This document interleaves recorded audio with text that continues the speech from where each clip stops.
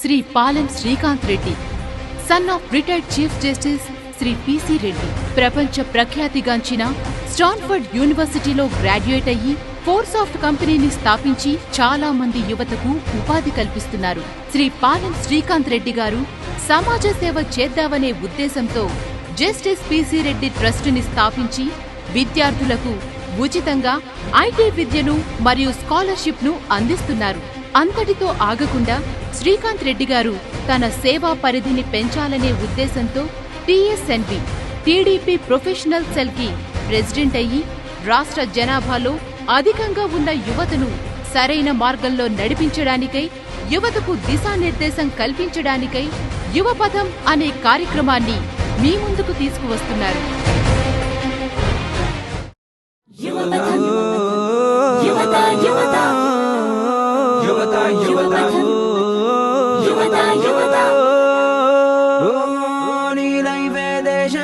Life నీ దృష్టిని మళ్లించడు వైపు, ఎమోషన్ ని పక్కన పెట్టు, లక్ష్యాన్ని గురి చేసి కొట్టు.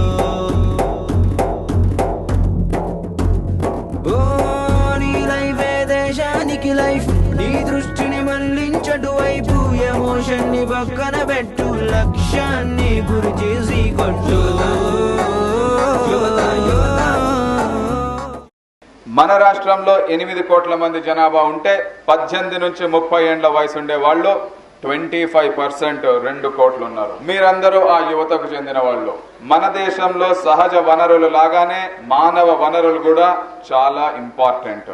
మీరు దేశానికి సంపద, ఈ రాష్ట్రానికి సంపద. మీకు ఉన్నత ఉపాధి కావాలి, మీకు పరిశ్రమల్లో ఉద్యోగాలు కావాలి, ప్రొఫెషనల్ కెరియర్స్ కావాలి, వ్యాపారాలు చేయాలి, అభివృద్ధి చేయాలి. ఆ విధంగా చేస్తే మీరు రాష్ట్రానికి దేశానికి సంపదగా తయారవుతారు. ఎందుకంటే దేశాన్ని గాని రాష్ట్రాన్ని గాని భారం మోయాల్సిన బాధ్యత కూడా యువత మీద, మిడిల్ ఏజ్ పీపుల్ మీదనే ఉంటుంది. మీరు మీ భవిష్యత్తు గురించి ఆలోచించి ఏ విధంగా మీ చేతుల్లోకి తీసుకుంటారు, మీ కంట్రోల్లోకి తీసుకుంటారు, దీని గురించి చర్చలు జరగాలి. నేను ఈరోజు మీకు సందేశం ఇచ్చేదానికి, స్పీచ్ ఇచ్చేదానికి రాలేదు. మీరే ఇక్కడికి వస్తారు, మాట్లాడతారు. ఈ చర్చలు, ఈ సమస్యల గురించి, యువత సమస్యల గురించి, వాటికి పరిష్కారం గురించి చర్చలు జరగాలి. మీరు మాట్లాడాలి, అవగాహన ఉండాలి, విశ్లేషణ జరగాలి. ఇవన్నీ జరిగిన తర్వాత దానికి ఒక షార్ప్ ఫోకస్ తీసుకొని రావాలి. ఇవన్నీ చేయడానికి మీ దగ్గరికి తీసుకొచ్చిన కార్యక్రమం యువపథం.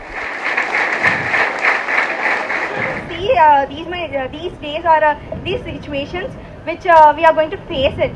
So girls should be not only girls but every girl should be very bold to face these all situations. Girls should have the enough boldness to speak and to just avoid them. Those who we regularly see when we just move around, they just comment us, and why don't you people just call and slap them? If you would slap them, these situations won't be. But girls would do these things, it wouldn't happen to her. If she would have taken some little more steps and brave in her, we didn't even look at this situation. I sincerely very pray for her death and for her family also. She's a very young. We know that every man respect to a woman, but in every man there is a devil also who create these all nuisance and all everything. Please, every man and women, I hold my head and I say that don't even try to act like these things, and you, girls should be enough bold to kill or even to murder them. హేమవని 2 points మాట్లాడింది. ఇటువంటి issues మీద general గా youth లో కొద్దిగా చైతన్యం ఉండాలి, ప్రత్యేకంగా amongst the girls, because it is a matter that concerns them. Second issue, ఎక్కడన్నా కూడా ఈవ్ టీజింగ్ జరిగినప్పుడు గర్ల్స్ లో ధైర్యం లేదు.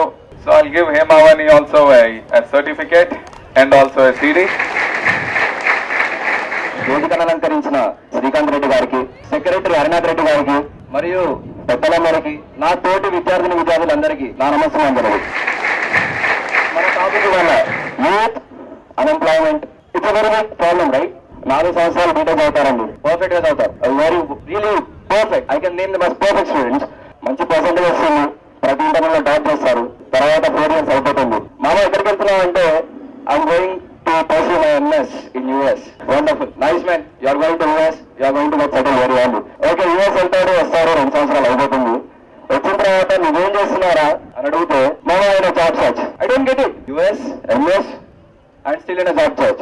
Finally I found that, అంటే I'm really not that experienced, but I found a little thing that వాళ్ళు they don't run behind management, they run behind money, they run behind employment. They want a job, they want to get settled in a 40,000 thousands of salary per month, some remuneration, a good car, a good building, a good house, but no one has a zeal to earn knowledge. There are many movies and many speeches given by very big people, very experienced people, saying that कामयाब बनने की नहीं, काबिल बनने की सोचो. Have you ever heard this dialogue anywhere?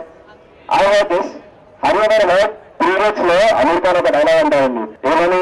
కామయాబ్ बनने की नहीं, काबिल बनने की सोचो. Okay, that means that don't try to be successful, try to be capable. If you really run behind knowledge, మీకు నిజంగానే నాలెడ్జ్ ఉంటే, మీకు నిజంగానే ఆ జీల్ ఉంటే, you can earn a job which gives you crores, man. Money is nothing but time. There are many MNCs companies, there are many, software companies which come to our college, they conduct placements, they conduct many things, many group discussions. But I have noticed one group discussion that no one are really ready to come forward and talk before people. ఎందుకు? అందరు ఏమనుకుంటారు, అందరు నన్ను ఆట పట్టిస్తారేమో. I find this as a non-living thing. This doesn't eat me, right? And this is a non-living thing, doesn't eat me. And every one of you are living things, every one of you are social students, even students, educated students. This doesn't eat you. Okay, you have to come forward, grab every opportunity in your hands and give the best for every shot. Pawan Kumar 4 points చెప్పాడు. First point, he said there is a severe unemployment problem in the country. Second point, మనమందరం కూడా ఎక్కువగా youth colleges కి వచ్చే వాళ్ళము.